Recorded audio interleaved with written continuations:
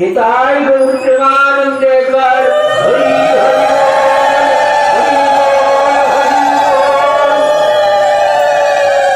সবাই আমার সঙ্গে একবার বড়।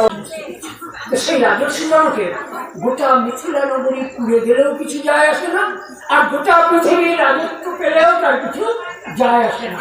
তিনি রাজা হয়েও প্রকৃত অনাসক্ত সন্ন্যাসী। ওই আগে মহাপ্রভুর আসক্তিহীন অনাসক্ত বোঝাচ্ছিলাম। আমার একটা কাপড়ের উপরও আসক্তি ছিঁড়ে গেছে, তাও তাকে আমি এদিক থেকে পেঁচিয়ে ওদিক থেকে, বাড়িতে সে বাক্স ভর্তি শাড়ি আছে, সেগুলো পরবো না, সেই ছেঁড়া শাড়িটাই পেঁচিয়ে এদিক ওদিক করে পড়ছি। আর ছেলে চিল্লাচ্ছে, মা তোমার এত বাক্স ভর্তি শাড়ি, তুমি একটাও পরছো না, ওইটাই পরছো। মানে ওই শাড়িটার উপরেই আমার মায়া। এই মায়া যে কিভাবে কাকে আকর্ষণ করবে কেউ বলতে পারে না। সেই রাজস্বী জনক একবার সাধুদের নিয়ে তর্কের বিচারের আসর বসিয়েছে।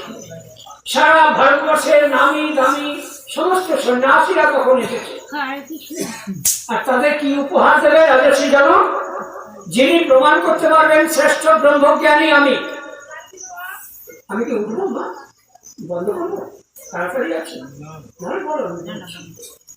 মনে হচ্ছে তোমার তাড়াতাড়ি আছে। সেই জন্য রাজস্বী জনক 10,000 গরু রেখেছে, আর 10,000 গরুর শিংকে সোনা দিয়ে মুড়ে দিয়েছে। যে সন্ন্যাসী প্রমাণ করতে পারবে যে আমি শ্রেষ্ঠ ব্রহ্মজ্ঞানী, তাকে এই 10,000 গরু সোনার শিং দিয়ে মোড়া উপহার দেওয়া হবে। আমি তর্কের খাতিরে 10,000 ছেড়েই দিলাম। 1,000 গরুই এখন ধরো তোমার, যদি সোনা দিয়ে মোড়া হয় শিংগুলা, কত দাম হবে? 1,000 গরুর দাম কত হবে? তাহলে সেইটা দেওয়ার ক্ষমতাও রাজস্বী জনকের ছিল। সমস্ত সন্ন্যাসীরা এসেছে সারা ভারতবর্ষ থেকে, কিছু মহিলা সন্ন্যাসী এসেছে। গার্গী, মৈত্রী, নিতাই গৌর প্রেমানন্দে একবার হরি হরি।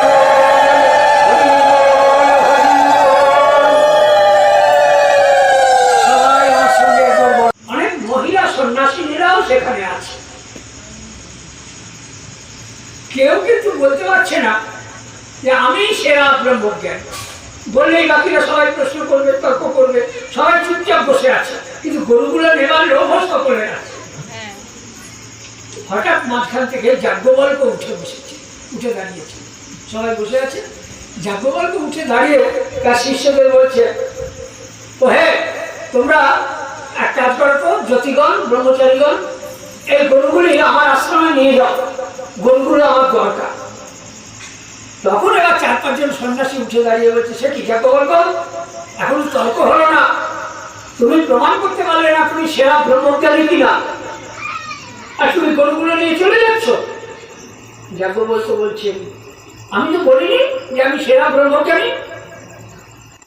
আপনারা কেউ কোনো প্রশ্ন করছেন না দেখে, কারোতেই কেউ প্রশ্ন করছেন না দেখে আমি উঠে দাঁড়িয়ে ভাবলাম গরুগুলো আমার দরকার, আমি গরুগুলো নিয়ে যাব।